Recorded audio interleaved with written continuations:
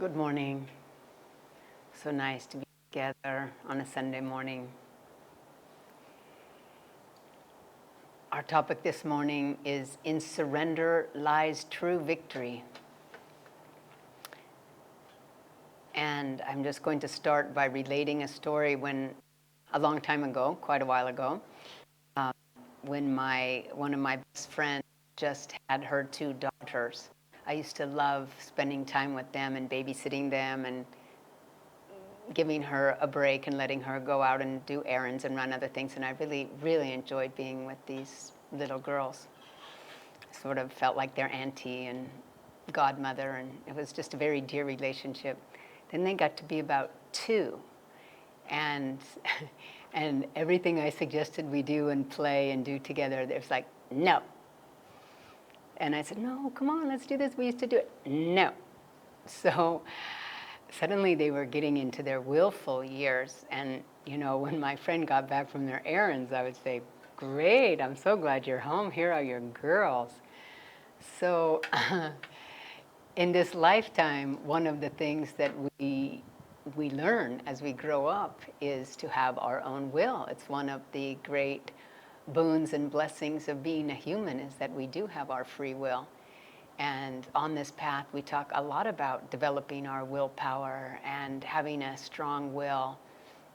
We certainly don't want to be a doormat and just do what we're told by people who are not wise or people that mean us harm. We like to have our choices. And yet, we also don't want to be victims of our own past. We don't want to be victims of past habits and tendencies that we've brought forward from past lives into this life.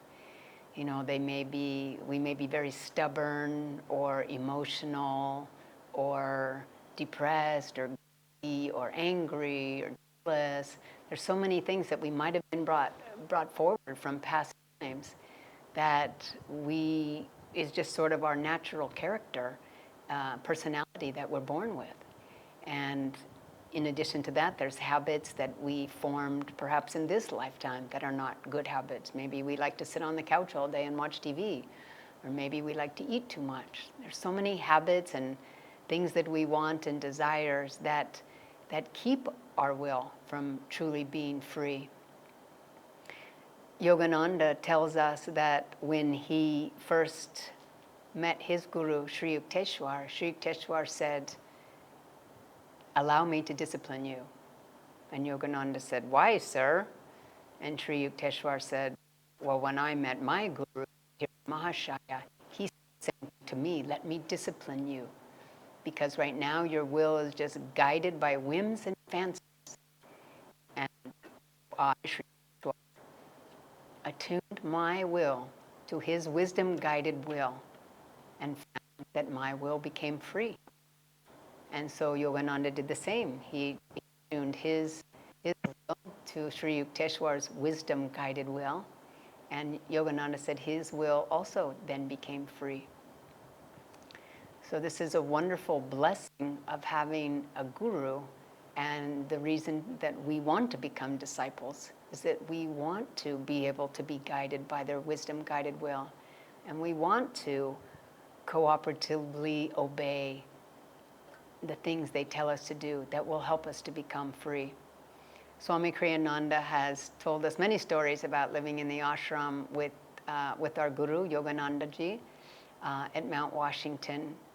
And he told us a couple stories about one brother, Norman, who, when doing a lot of manual labor or was out, cement and pouring cement, he told Swami one day, "I didn't come here to pour cement."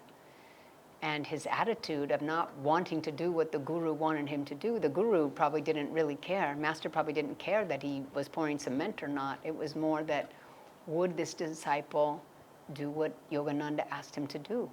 He was building his character. And there was another disciple, Brother Bernard, that had a spinal issue, double curvature of the spine. But at that time, under Master's guidance, he was doing a lot of heavy lifting and heavy construction work as they were building part of Encinitas, the archways and towers of Encinitas. And so while he was under Yogananda's blessing, he was driving tractors, he was being very productive in helping constructing this wonderful new shrine. But then some relative or other friend told him, you have issues with your spine. Why are you doing all that work? That's not good for you. So then Brother Bernard went to Yogananda and said, Master, I don't think this work is good for me because I have a double curvature of my spine. And so Master said, okay, as you wish, and then he gave Brother Bernard just very soft, easy jobs. But that in the end, Swami Kriyananda told us it ended up being good for Brother Bernard. While he was under the guidance and obedience of his guru, Brother Bernard was blossoming and expanding his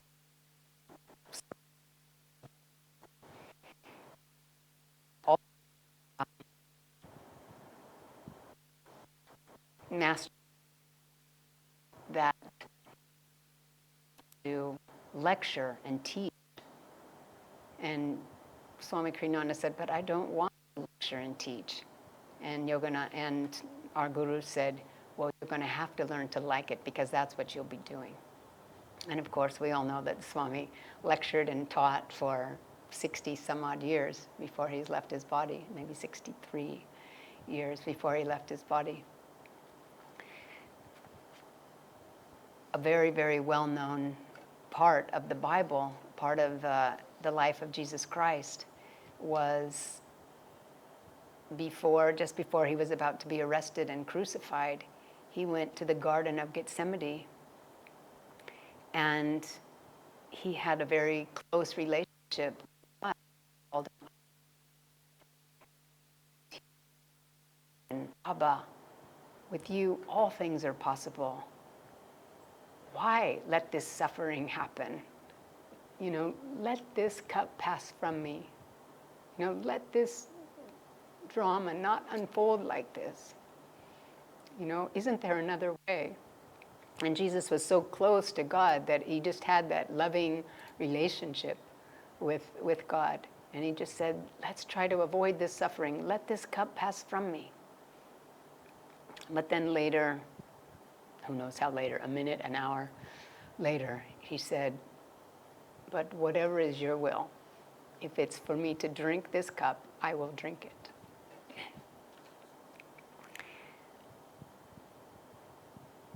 And when we think of monastic vows, the Ananda monastic vows says, I will open myself and surrender myself to your divine will. And when we take disciple vows, me, guide, purify me, do what it takes to be free. This is what we're asking as we want the Guru to make us free. There's an ashram, I've heard about an ashram that's many acres large. It's beautiful. There's just beautifully manicured gardens and lawns and so many people, devotees, roaming about. And somebody went to the Swami in charge and said, wow, this is just an incredible ashram. Your grounds are so beautiful. It must take so many man-hours to keep it this way. You must have so many disciples here. And the Swami said, well, we do have a lot of people here. He said, but disciples? Very few, very few. And Jesus Christ also said, the field is ripe for harvest, but the laborers are few. There's so much spiritual wealth to be gained, but who will actually do the work to surrender their own will to receive this spiritual gain? Krishna said, 1 out of 1,000 will seek me. So we have to ask ourselves, we want to know God's will. We really want to know God's will and do God's will. But do we really want to know God's will? Swami Kriyananda said that most of us pretend to want to know God's will, but we actually really don't want to know God's will. And Nayaswami Asha said to Swami Kriyananda one time, "It's so difficult to know God's will." And Swami said, "No, it's not." And then others of us actually do know God's will. We do know God's will, but we pretend that we don't know God's will because we're looking for another sign, another person to tell us.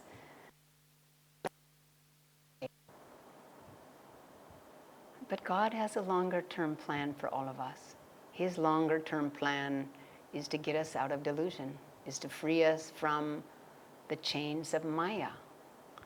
So if he has to give us spiritual tests in order for us to develop that inner strength and inner courage to surrender to God's will, to combine our little will with his infinite will, then he will give us tests until we do that. Because until we're able to surrender to God's will, Maya will have us in her clutches.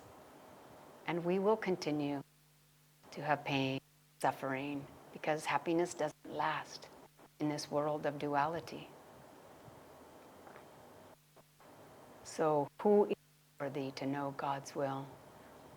Those who have already been able to surrender the will of their ego to the will of their soul, and been able to listen to higher will and follow it. Those can know God's will. And how do we know God's will if we're so restless, if our hearts are so filled with desires, so filled with attachments and the way we want it to be? How can we know God's will? How can we be open to listen? If we're so restless, how can we even hear? Knowing God's will isn't possible without the stillness of meditation. We need to meditate. There's a quote by Yogananda ji that says, the true devotee says, "Lord, I have no desires. I have found all that I want in you. Possessing God's wisdom, love, and joy, all the desires of the heart are satisfied. When you are united with Spirit, you are a king of quietude and bliss, fully satisfied and complete within yourself. In your oneness with Him, you see the whole world standing before you, ready to do your bidding. Because God made man in His image, all those who find Him find also that His will in them fulfills their slightest command." So let's surrender our little egoic will to God's will. This isn't a I give up surrender. This is a willing, joyful offering of our heart, of our love to God. In the Festival of Light, it says, "With all my heart, with all my mind, with all my soul, with all my strength, I choose thy love. I choose only thee." That is our surrender to God. God bless you. By surrendering the ego, we become wise. And Sri Krishna answers the question here: what is the nature of wisdom? What is a wise person like? And Sri Krishna tells us the true insight bestowed by wisdom is revealed in the following qualities: humility, unpretentiousness, harmlessness, forgiveness, integrity, service to the Guru, purity of mind and body, steadfastness, self-control.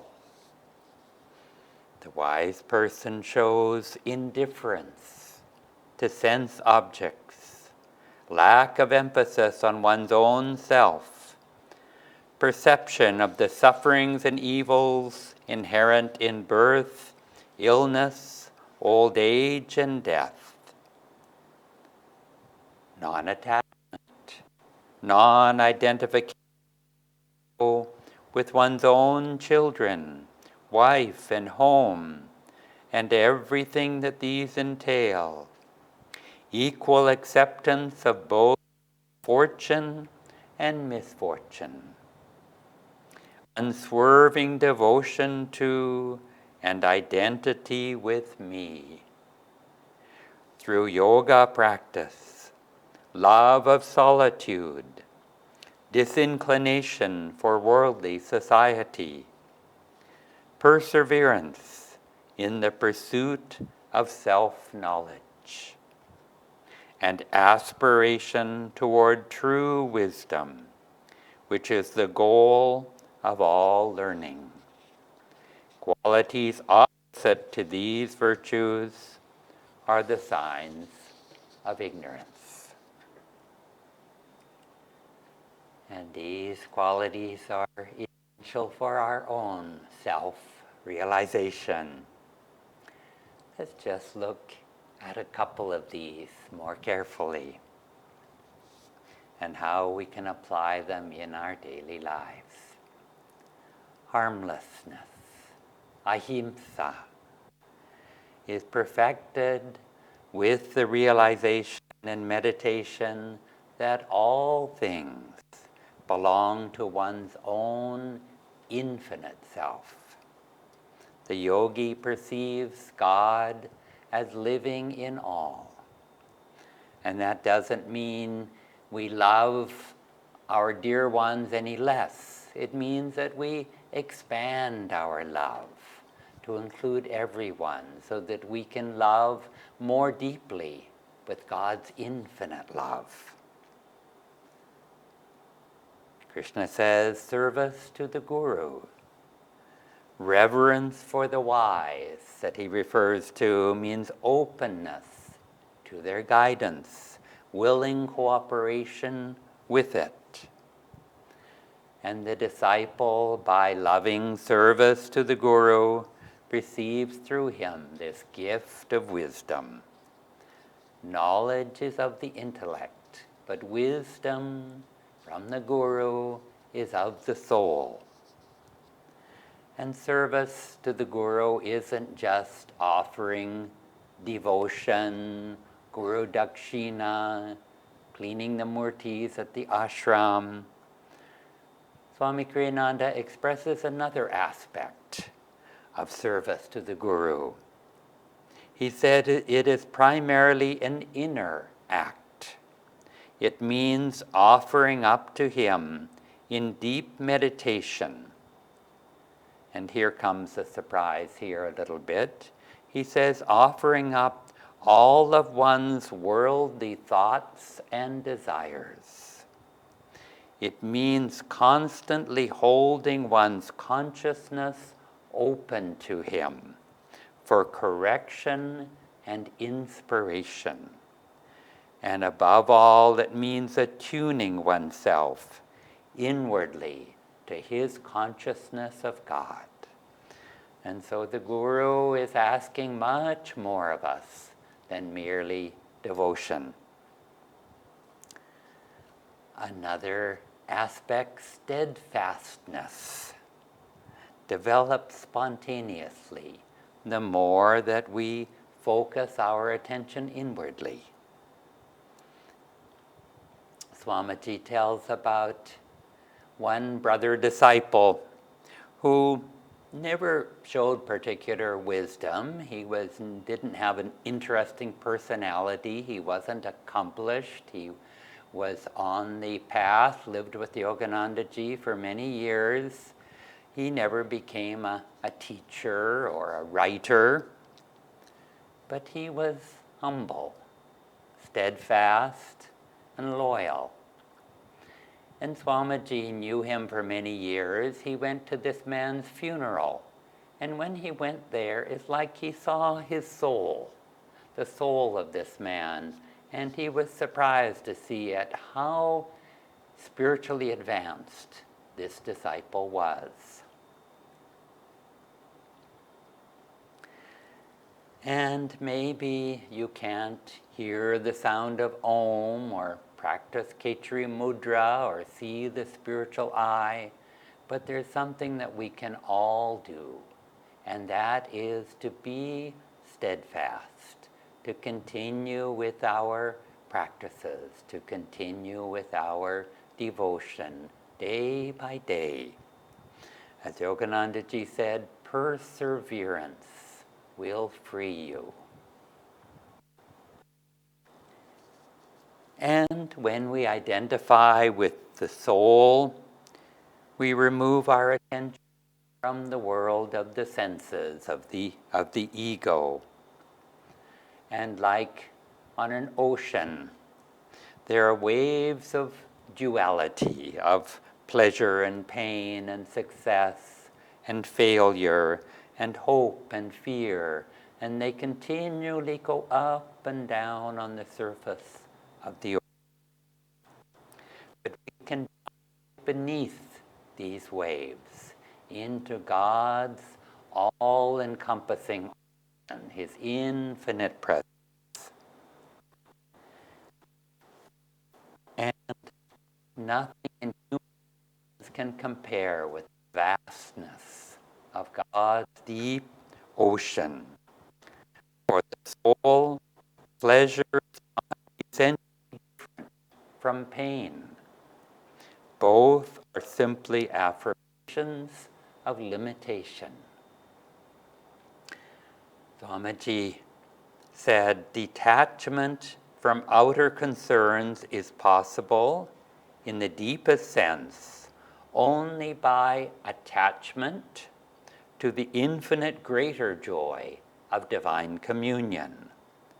Non-identification with family, home, and possessions comes naturally to one who knows to the depths of his being ultimately belongs to God alone. And rather than dwell on a weakness, something that you haven't overcome, you can focus fully on the opposite, positive quality that you're seeking, that you're going towards, so that your strongest attachment can be to this inner life, this spiritual path. And love of solitude deepens the more that one has an inner life like this. And it's good to feel comfortable with being alone, but also to seek out opportunities to go deeper, to spend time alone with or quiet time and seclusion. Swamiji said, a devotee should not dislike worldly company, since to dislike anything is to create a disturbance in our citta, in our feeling. When you are in such company, then relate to people from a firm sense of calmness within yourself.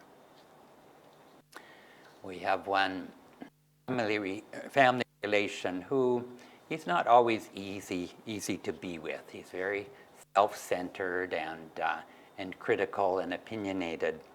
And when I'm with him, I put myself in a frame of mind of being totally positive and totally giving. And it's like, hey, hello, so wonderful that you had us over, and isn't it a beautiful day? And let me help you with this, and is there something around the house I can help you with?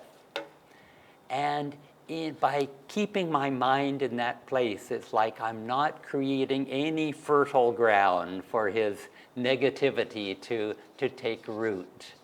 And I remain strong, and over the years I've seen that he also has changed and has become genuinely friendly and grateful.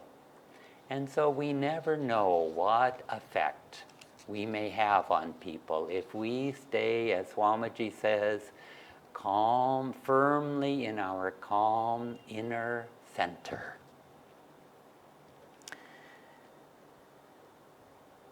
And finally, the Gita tells us here that true wisdom, knowledge of the divine self, are the goal of all learning.